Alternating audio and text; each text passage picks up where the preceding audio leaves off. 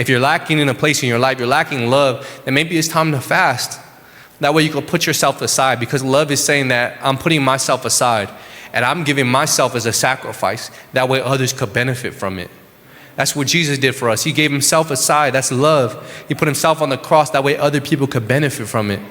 When you begin to fast and when you begin to put yourself aside and you begin to love others, they begin to benefit from it. And that's what love is. That's why it's a hard thing to love, because we're selfish people in nature. We're selfish by nature. We were born selfish. We want to do things our own way. Before coming to Christ, all I wanted to do was whatever helped myself, whatever made me money, whatever benefited myself. I don't know about you, but that was me.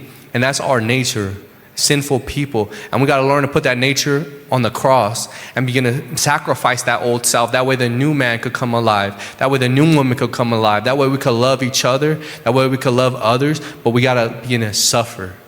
And when you begin to suffer and you begin to stay kind, God begins to work through that. I want you to ask yourself, can you suffer and still be kind? When you're tired, when you're weary, can you still be kind? When it's a long day, can you still help somebody out? When you've been going through all these emotions, when you've had losses in your family, when you've lost loved ones, can you still be kind? When you just went through a breakup, can you still be kind?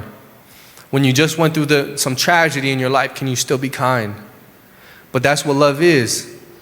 That's what love is. That says, I'm willing to suffer. I could suffer and I could still be kind. I could still love you even though I'm going through something in life. And it's a powerful thing when you do that. And God begins to work his power through that.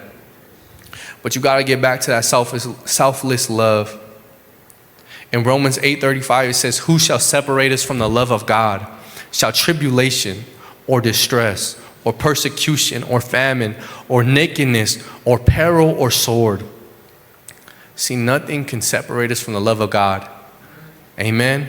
How many are happy about that? That nothing could separate us from the love of God. Amen.